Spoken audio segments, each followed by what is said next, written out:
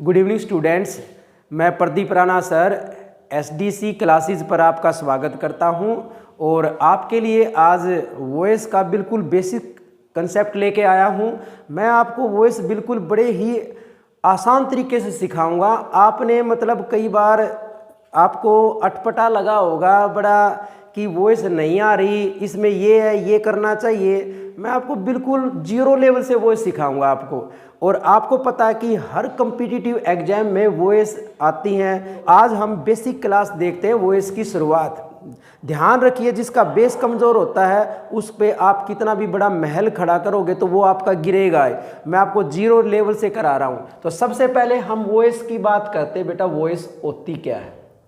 बेटा वैसे तो वॉइस को हिंदी में वाच्य कहा जाता, वाच्य।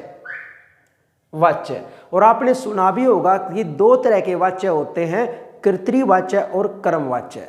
कृत्रिम वाच्य एक्टिव वॉइस और कर्म वाच्य पैसिव वॉइस। अच्छा, वॉइस क्या होती है? वैसे तो वॉइस का मीनिंग आवाज भी होता है, आवाज, बट हम मीनिंग की बात नहीं कर रहे, ग्रामर में वॉइस की बात कर रहे हैं। तो मैं कहता हूं कि वॉइस क्या होती है? इट इज a form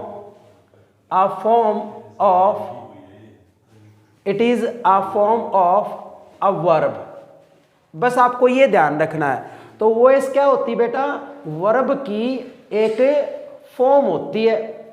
और इस वर्ब की फॉर्म का क्या काम होता है? ये वर्ब की फॉर्म हमें ये बताती है दैट शोज, ये हमें ये बताएगी द सब्जेक्ट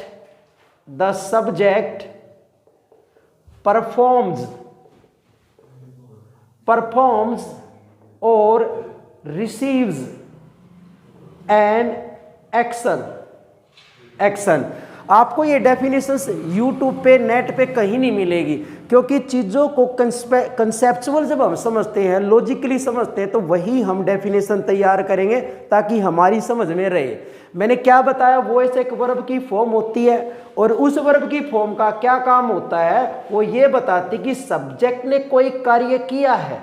परफॉर्म मीन्स करना, कोई काम करना, कि सब्जेक्ट ने कार्य किया है या फिर सब्जेक्ट ने कार्य को रिसीव किया है। ध्यान रहे, बस इतना ही काम होता है। वॉइस वर्ब की फॉर्म होती है जो ये बताती है कि सब्जेक्ट ने एक्शन को किया है या फिर एक्शन को रिसीव किया है। बेटा अगर सब्जेक्ट ने एक्शन को परफॉर्म किया हो तो हम उसको क्या कहते हैं? Active voice. सिंपल सी बात है, एक्टिव वॉइस। यानी कि एक्टिव वॉइस से आप क्या समझे? एक्टिव वॉइस में सब्जेक्ट क्या करेगा? एक्शन को परफॉर्म करेगा।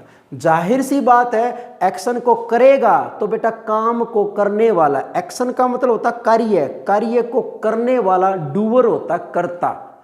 इसका मतलब एक्टिव वॉइस में जो हमारा सब्जेक्ट होगा वो क्या कहलाएगा? डूअर। आपने ये बात ध्यान रखनी है। दूसरा, अगर सब्जेक्ट कार्य ना करके एक्शन को रिसीव करेगा तो उसको हम कहते हैं बेटा पैसिव वॉइस। पैसिव वॉइस, इसका मतलब पैसिव वॉइस में सब्जेक्ट काम नहीं करेगा। बेटा जो काम नहीं करता उसको नॉन डूअर, यानी कि कहेंगे सर पैसिव वॉइस का जो सब्जेक्ट होगा वो क्या होगा? वो हमारा नॉन डूअर होगा, नॉन डूअर। आपको बस ये दो ही तो बातें ध्यान रखनी है। तो मैं आपसे पूछूं कि एक्टिव वॉइस का सब्जेक्ट क्या होता है? कहोगे सर डूअर, काम को करने वाला। पैसिव वॉइस का सब्जेक्ट क्या होता है? सर नॉन डूअर, वो कार्य नहीं करेगा। यहां तक की बात क्लियर? फॉर एग्जाम्पल, जैसे मैं एक एग्जाम्पल लिखूं, मैंने कहा कमला किल्ड, कमला ने मार दिया किसको? Her husband. आजकल तो बेटा ये न्यूज चली हुई है, पत्नी ने पति को मार दिया या पति ने पत्नी को मार दिया। यानी कि यहां पर किल्ड वर्ब है। आपको पता वर्ब से पहले जो भी आता है वो क्या कहलाता? सब्जेक्ट। तो कमला हमारा सब्जेक्ट। अच्छा, कमला ने यहां पर काम किया है मारने का, तो काम किया है तो ये क्या हो गया? हमारा डूअर।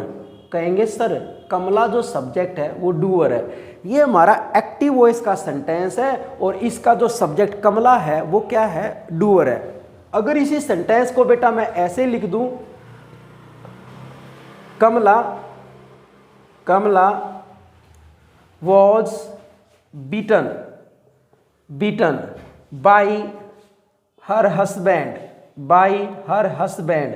अब आप इस सेंटेंस में देखोगे वॉज बीटन वर्ब है और वर्ब से पहले कमला सब्जेक्ट है, पर इसमें कमला ने कोई काम नहीं किया, बल्कि इसकी ट्रांसलेशंस क्या है, कमला को पीटा गया। किसको पीटा गया? कमला को। किसके द्वारा? उसके पति द्वारा।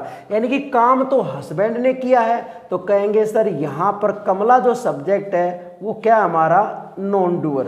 तो सबसे पहला पॉइंट आपको यही याद रखना है, वॉइस एक वर्ब की फॉर्म होती है। उस वर्ब की फॉर्म का क्या कार्य होता है कि वो ये बताती कि सब्जेक्ट ने काम किया है या सब्जेक्ट ने काम नहीं किया। बेटा अगर सब्जेक्ट ने काम किया है तो एक्टिव वॉइस, सब्जेक्ट ने काम नहीं किया है तो पैसिव वॉइस। इसका मतलब एक्टिव वॉइस का सब्जेक्ट डूअर और पैसिव वॉइस का सब्जेक्ट क्या होगा? नॉन डूअर होगा। अब बात चलते हैं अगले पॉइंट पे। कहोगे सर हमें कैसे पता चलेगा कि ये सेंटेंस एक्टिव या पैसिव? मान लो मैं आपको 20 सेंटेंस बोर्ड पे दूं और मैं आपको बोलूं कि बेटा मुझे ये बताओ कि ये सेंटेंस कौन सा एक्टिव और कौन सा सेंटेंस पैसिव है। हाउ टू आइडेंटिफाई, तो हमें कैसे पता चलेगा? अब मैं आपको वो ट्रिक बता रहा हूं जिसके थ्रू आपको ये पता चलेगा कि ये सेंटेंस एक्टिव है या पैसिव। ध्यान रहे बेटा, अगर कभी भी फॉर्म ऑफ बी, बेटा बी की वर्ब होती कुछ फॉर्म होती हैं, जैसे अरे हर वर्ब की फॉर्म होती है, जैसे गो की गो, वेंट, गोन, गोइंग, गोज। ऐसे ही बी की भी फॉर्म होती हैं। कौन कौन सी होती हैं? Is, am, are, be, was, were, been और बीइंग। बेटा ये टोटल 8 होती हैं, 8। यानी कि बी की कितनी फॉर्म होती हैं? 8। ये 8। बेटा अगर कभी भी किसी वाक्य में इन 8 में से कोई भी एक आ जाए और उनके पीछे आपको वर्ब की थर्ड फॉर्म नजर आए, मेरी बात फिर सुनो, अगर कभी भी इन 8 में से कोई भी एक आ जाए और उनके पीछे वर्ब की थर्ड फॉर्म आ जाए, तो सोच लेना वो हमारा सेंटेंस कैसा होगा? पैसिव वॉइस का सेंटेंस होगा। बड़ी सी आसान बात है। अगर ऐसा नहीं होता है तो एक्टिव सेंटेंस होगा। आओ एक्सपेरिमेंट करते हैं। जरा इस सेंटेंस में देखो, मैंने कमला किल्ड लिखा। बेटा किल्ड वर्ब किसे पहले इन 8 में से कोई भी एक नहीं है, इसका मतलब ये सेंटेंस एक्टिव। जरा दूसरे सेंटेंस की बात करें तो बीटन वर्ब की थर्ड फॉर्म है और उन 8 में से वोज को दिया हुआ है, बी की फॉर्म को दे दिया गया है। मैंने कहा था उन 8 में से कोई भी एक आए और फिर पीछे वर्ब की थर्ड फॉर्म आए, तो सोच लेना वो सेंटेंस कैसा है? पैसिव। इसका मतलब ये सेंटेंस पैसिव है और ये सेंटेंस कैसे?